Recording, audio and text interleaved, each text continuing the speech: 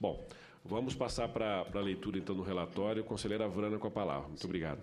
Eu que agradeço. Muito obrigada, presidente, os colegas.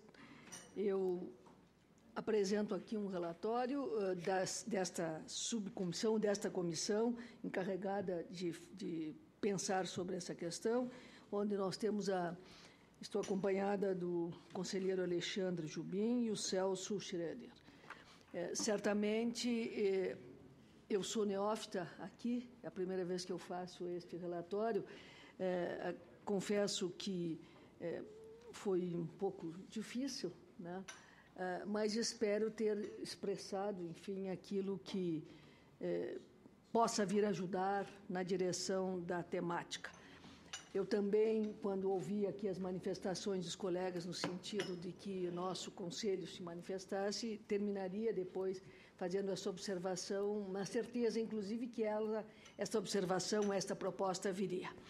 Bom, objeto de análise é o PL 743 de 2011, do autor Marcelo Crivella, do PRB do Rio de Janeiro, que acrescenta artigo 166-A a consolidação das leis do trabalho, aprovada pelo Decreto-Lei número 5452, de 1º de maio de 43, para determinar o fornecimento de coletes, à prova de bala e equipamentos de proteção individual, EPIs, aos profissionais do jornalismo. O PL 2658, 2011, o autor Lindomar Garçom, do PV da Rondônia.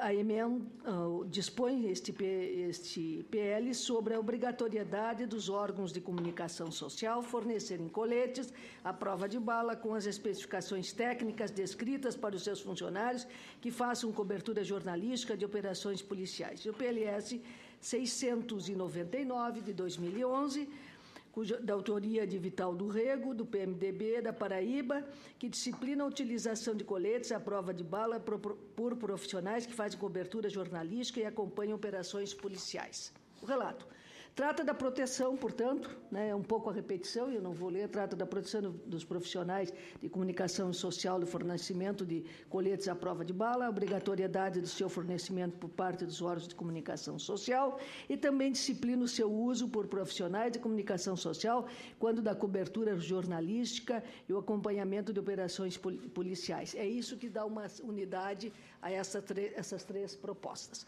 Parecer. Inicia-se parecer com o questionamento feito pela Federação Nacional dos Jornalistas, FENAJ, entidade de maior representação dos jornalistas brasileiros, questionando: será o jornalismo uma profissão de risco? Muitos dirão que não, mas o que as estatísticas mostram é que sim. Talvez aqui esteja um pouco categórico a afirmação, não na sua natureza a profissão, e isso é o que eu pretendo dizer mais adiante, não na sua natureza a profissão uma profissão de risco, mas as circunstâncias que vêm se apresentando e vêm se acumulando a fazem, hoje a tornam uma profissão que escorre sérios riscos, como o fato já aqui levantado, ocorrido agora na quinta-feira, mostra muito claramente. Muitos dirão que não, mas o que a estatística mostra é que sim, pois nos últimos anos cresceu exponencialmente os casos de violência contra jornalistas e outros profissionais da comunicação em todo o território nacional, de modo que, a partir das ocorrências registradas, pode-se afirmar com certo grau de certeza que houve um aumento significativo de registros ligados a agressões físicas, ameaças e assassinatos sofridos por estes. Neste sentido, segundo matéria publicada pela Associação Brasileira de Imprensa, ABI, em 20 de dezembro de 2013, tem-se que o Brasil deixou de constar na lista dos 5 piores países do mundo para o exercício da profissão de jornalista. Contudo, apesar de o número de ocorrência ter se mantido estável por aqui, como mostra o balanço feito pela organização Repórteres Sem Fronteiras, este divulgado em 18 de dezembro de 2013 em Paris, os números não são nada alentadores. E a realidade concreta atual. Pois, como aponta este relatório, em 2013, 5 jornalistas foram assassinados no Brasil, número esse igual ao ano anterior. Grande ilusão, contudo, achar que as coisas por aqui estão melhorando. É uma questão estatística, de modo que, se aqui as coisas continuam iguais e o Brasil saiu do top 5, isso é porque, como mostram os dados da referida organização, 4 de cada 10 jornalistas morrem em áreas de conflito. Mostram ainda que o número de conflitos em outras partes do mundo aumentou e nele ingressaram, com a saída do México e do Brasil, a Índia e as Filipinas, que junto com a Síria, a Somália e o Paquistão completam a lista. Mas se somente esse argumento não faz jus à afirmação de que o jornalismo é uma profissão de risco, comparemos nossa pretensa estabilidade numérica, a saída do top 5, com outros dados e veremos que, por aqui ainda as coisas não estão boas, conforme coloca em evidência referência extraído da referida matéria da ABI. Em todo o mundo, houve um decréscimo de 20% de assassinatos de profissionais de imprensa. Foram 71 jornalistas assassinados em decorrência do seu trabalho, 17 a menos do que em 2012.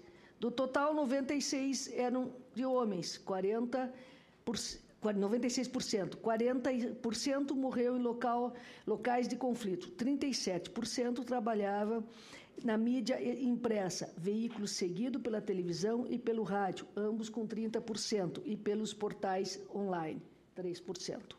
Apesar da diminuição, a organização considerou muito elevado o número de mortos e comparou com os 67 casos de 2011 e os 58 de 2010.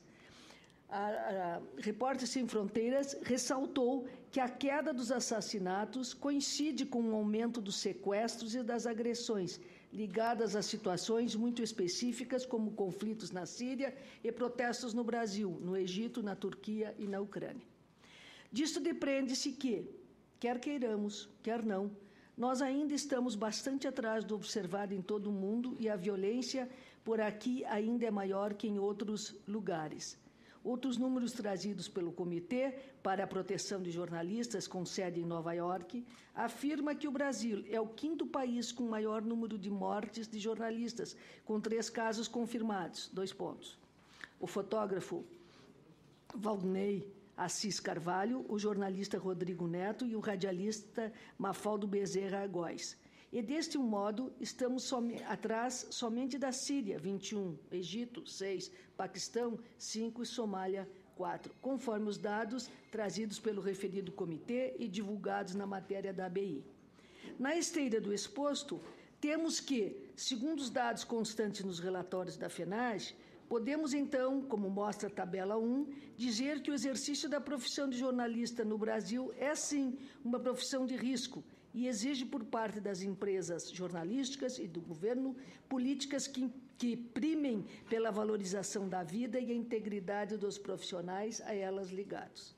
Também é fato, como demonstram relatórios relativos aos anos de 2005, 2006, 2007, 2008, 2009, 10 e 11, que essa violência, em seus diversos graus e formas, tem ocorrência nacional e não deixa de acontecer em nenhum dos estados, como mostra a tabela 2. As tabelas.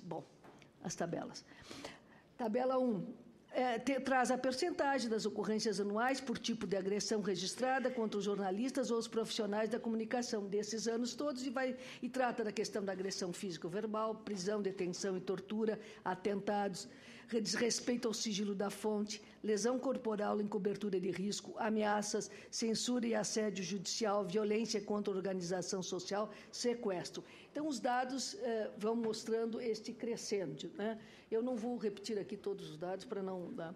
Bom, a tabela 2 mostra a percentagem de ocorrências anuais de agressão registrada contra jornalistas e ou profissionais da comunicação por estado da federação.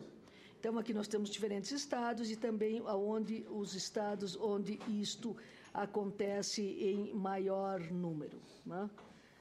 Vamos verificar que há uma presença em todos eles e alguns, talvez até pela forma como os dados podem ser coletados, eles podem aparecer mais ou menos dependendo do estado. Tá? Portanto, em um país, os senhores têm todos, né, a cópia, então é possível acompanhar.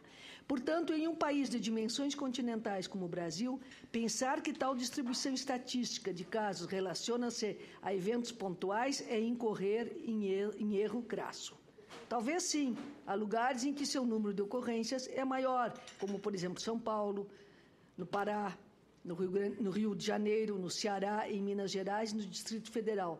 Mas isso deve-se muito mais à maior atuação e cobertura da imprensa nesses locais e, portanto, um maior número de profissionais atuando, o que implica em maior probabilidade de haver ocorrências do tipo.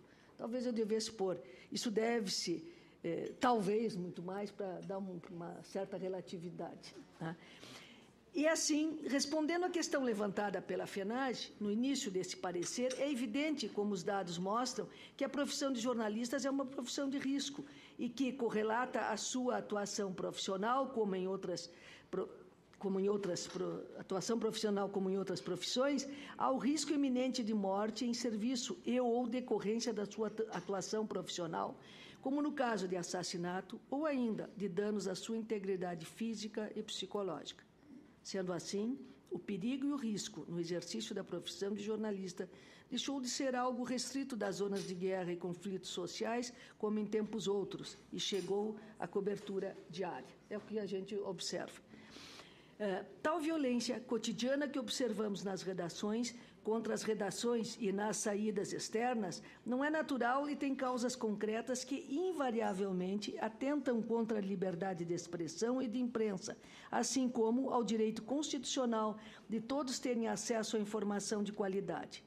Outros sim, como os dados apresentados mostram, o número de assassinatos de jornalistas caiu e ou se manteve estável em todo o país, mas em 2013 um novo fato surgiu, qual seja de ameaças e agressões sofridas por jornalistas durante a cobertura das manifestações públicas, principalmente nas chamadas jornadas de junho.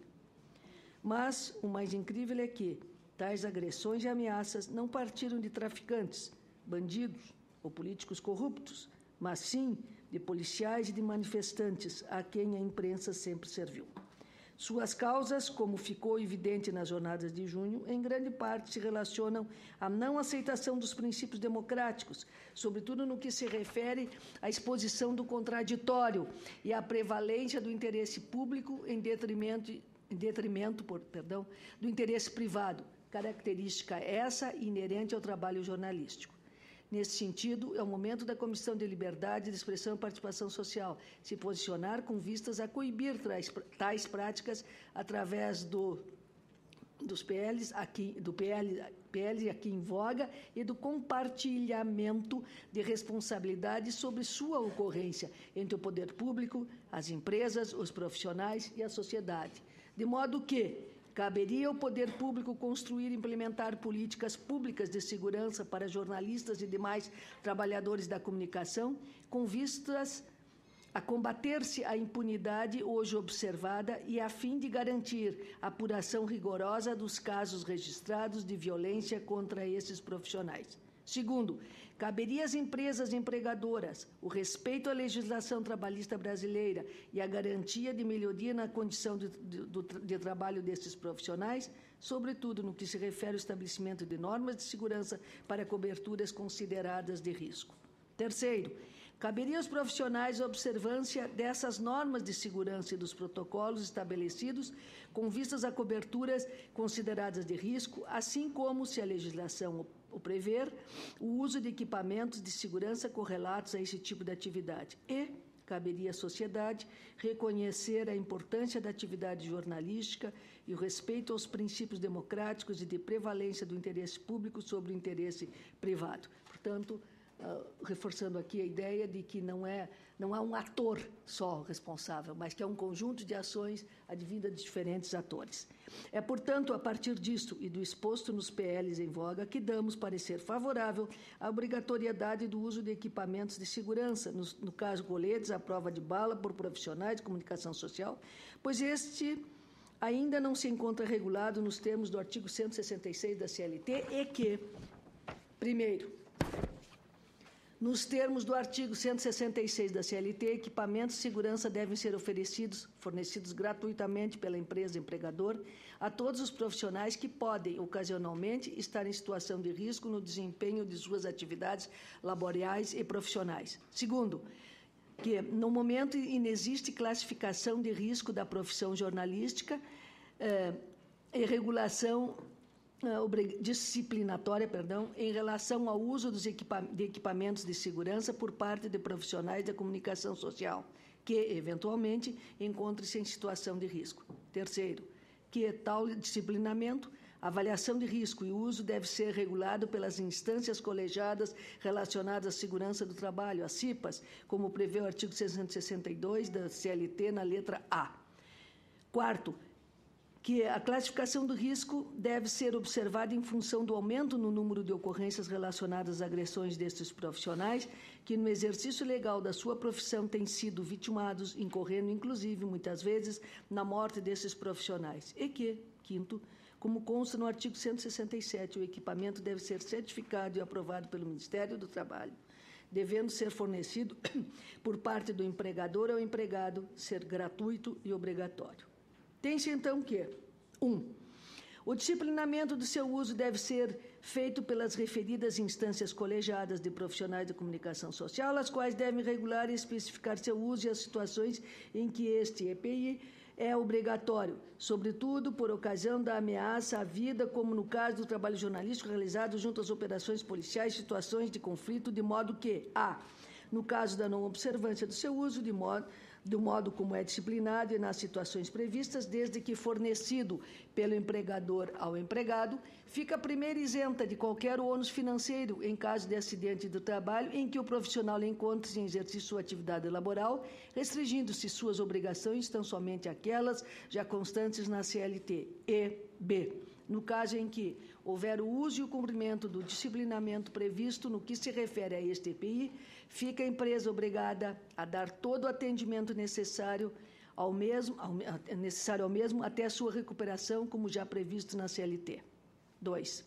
Após a aprovação deste acréscimo no artigo 166 da CLT, do disposto no PL 743 e do 2658 no PLS 699, as comissões colegiadas suprarreferidas terão o prazo de 180 dias para disciplinar o uso de tal EPIs, no caso de coletes à prova de bala, por profissionais de comunicação social e as empresas e o Ministério do Trabalho, através de seus representantes legais, igual período para certificação e fornecimento dos mesmos a profissionais que encontrem-se em situação de risco no exercício de suas atividades laborais. Conclusão.